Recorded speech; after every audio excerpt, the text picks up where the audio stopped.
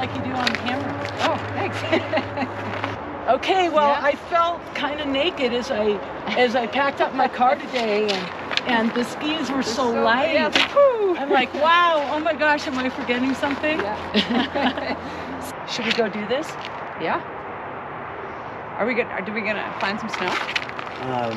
Maybe. Maybe. Okay. It's not rolled or anything. Okay. That's all right. Cool. Turn this up. Yeah. I think you have something in your pocket to show me. Maybe something kind of heavy. Yeah. I know. Oh, that's my Olympic ring from Sarajevo. Okay. There's mine from I Vancouver. love that. Yeah. Oh man. Yeah. So cool. Way fun. But you have 5 of those. I do. Yeah. This is my favorite one though for some Is reason. it? Yeah. Here's my medal from Sarajevo. Oh wow. Oh my gosh. They've grown over the years. Yeah. So I don't have the Well, look what's happened to mine. Yeah. I mean, it used to be attached here, and it's ripping, and You know what I call that? A working medal. exactly. It's working. I mean, the whole idea is that you get out and you meet people, and This thing is heavy. yeah. Oh my I know. gosh. I almost fell off the podium when they put it around my neck because I wasn't expecting it to be. I think. No, yeah, totally, because I'm like, this isn't working. Yeah. That means large, not left. Yes. It is confusing when they do that. See, I told you I was feeling a little out of my element. Yeah. Not being the pro. Wow. This is cool. Is there a benefit for Nordic skiers on Alpine gear? I think it's definitely advantageous for cross-country skiers to do Alpine. You gain just confidence going fast. You learn how to kind of make turns. I mean, on cross-country skis, you don't get to arc a turn quite like you do in Alpine. Right. But I find all the years of GS racing, learning how to set up well for a corner. Right. Because a lot of Nordic skiers you see get drawn right to the apex, Yeah. and then they're late, and then they're getting sliding on the outside, Line. out of control. So learning how to do your line, learning how to tuck properly, because a lot of particularly beginner cross-country skiers tend to get in their heels, and all the weight goes to the back. Yeah. And so you just standing here, you can feel how unstable that is. Yeah. And so just like you want to drive your knees in Alpine forward, you want to do the same thing in cross country as you're coming into a corner, kind of sink into your ankles, Yeah. have forward, kind of have those hands in a good position so that you can control where the turn is going and not the turn controlling you. The crossover, the benefit both ways for the Nordic skier to Alpine, the Alpine skier to Nordic is huge. Okay, so here's my technical thought and question. Okay. Because when I use skating a lot on Alpine gear for people to learn about their ankles and all.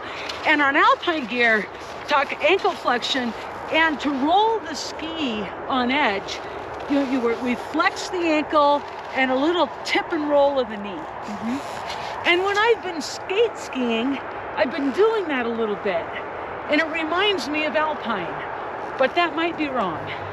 As you get stronger Yeah. and better balance, ideally you actually want to be gliding a little bit more on a flat foot. Okay. And so what actually creates the movement sideways is the weight transfer. Okay.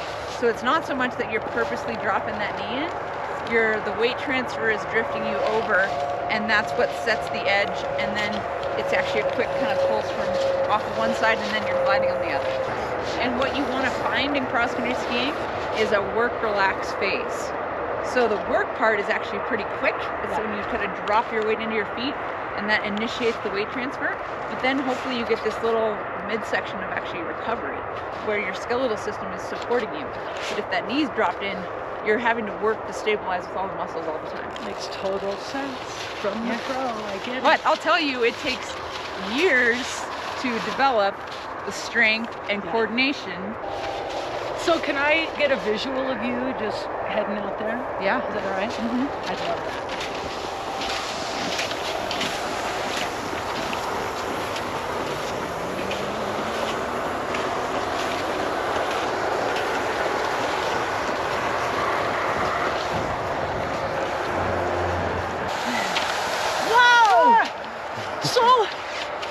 See a little hop? Little hop, yeah. I saw a little hop. I was following you trying to mimic that little hop, and I didn't really understand what that was all about. What was it? That's just me feeling a little bit of energy in my skiing, and what that does is it just kind of makes sure that I'm spending time on one ski and then the other. Okay. Because if you get a little back in the heels, Yeah. then it's actually, you get stuck on both skis. Right. So if you get the hop, you're on one ski and then you're on the next. So it keeps you kind of light in your feet, and I also find that also helps me stay nice and flexed in the ankles. Okay. And that also keeps the momentum going forward, because you're kind of you're then kind of stepping onto the ski. Okay. So as you're going onto the new ski, it's already gliding. Okay. Can I see that again? Yeah. Yep.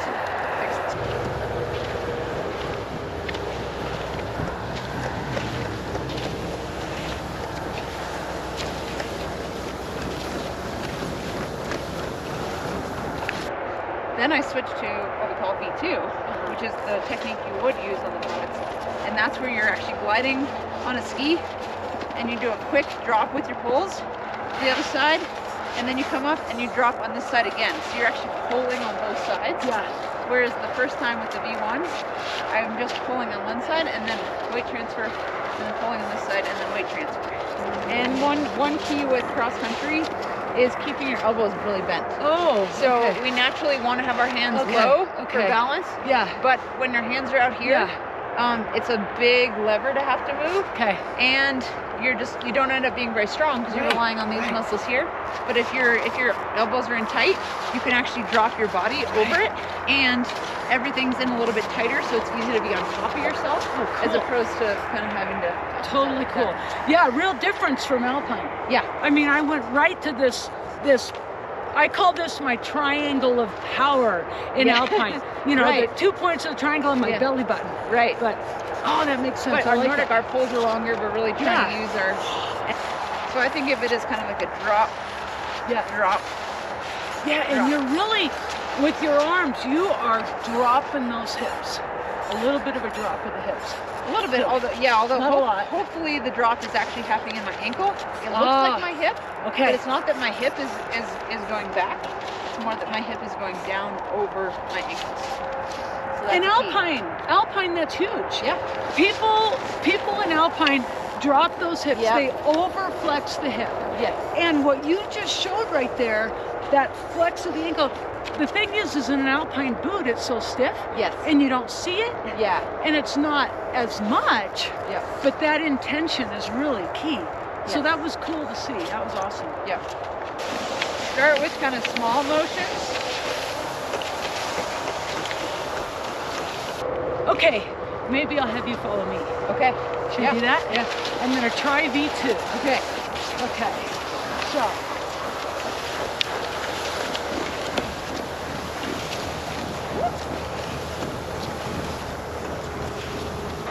So I think bringing your arms in is going to help a little bit. They probably feel bent, Yeah. but your hands are kind of down here. And I think if you can, and think about the hands coming up, and then the second part with your shoulders coming to your hands. Ah. So you kind of want to, I mean, of course, with the grass today, Yeah. when you're gliding, you almost want to be falling down the trail. So if the ankle is flexed nice, I love it. you're falling down the trail, and the hands are enticed, so that as you drop, and it's a quick like drop release. All right, so I got something fun for us to try. Okay. Take off the poles for a second, okay? And we're gonna mimic the same movement. So we're gonna pretend like we have the poles, but we're not gonna actually have them. Oh, you're So- a meanie. I do that with Alpine. So you're gonna still want to kind of get the same movement, Yeah. but you won't have the poles to push you, so you're gonna have to rely on the weight transfer to make it Yeah. happen.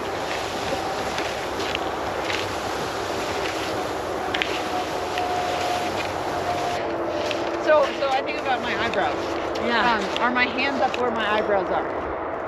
So, and what a great way to start to ingrain these motions is to over exaggerate. So we can almost feel like our hands are up here, and it's gonna feel like up here, Yeah, and your hands are probably gonna be here. Oh my gosh. Okay. So, Woo. and really just get a lot of movement in the hands. So again, like what happens if we bring our, and then really throw them down. You see how as soon as you start Whoa. getting aggressive, his hands were the skis want to do. They go. Skis go. The skis go. Yep. I mean, when you really pick up speed, I think of lifting up a serving tray and then throwing it down. You know, so you really get that whip, because it's like a rubber band effect. When you whip the hands, then they want to come back up. If you go slow and mechanical, Totally. it drops your hips back, and it's really hard to recover. So it's, and that's where again you want to just feel really soft in the ankles, which will feel really liberating. Not being in Alpine boots, because you can do so much with your ankles. It's good for me to put the learning hat on Right. as a pro, right? Yeah. And just to have the empathy and to remember what people go through. But then also as the learner, to give myself patience Yes. and understand what I'm going through. And it's cool. I mean, because it takes a little time.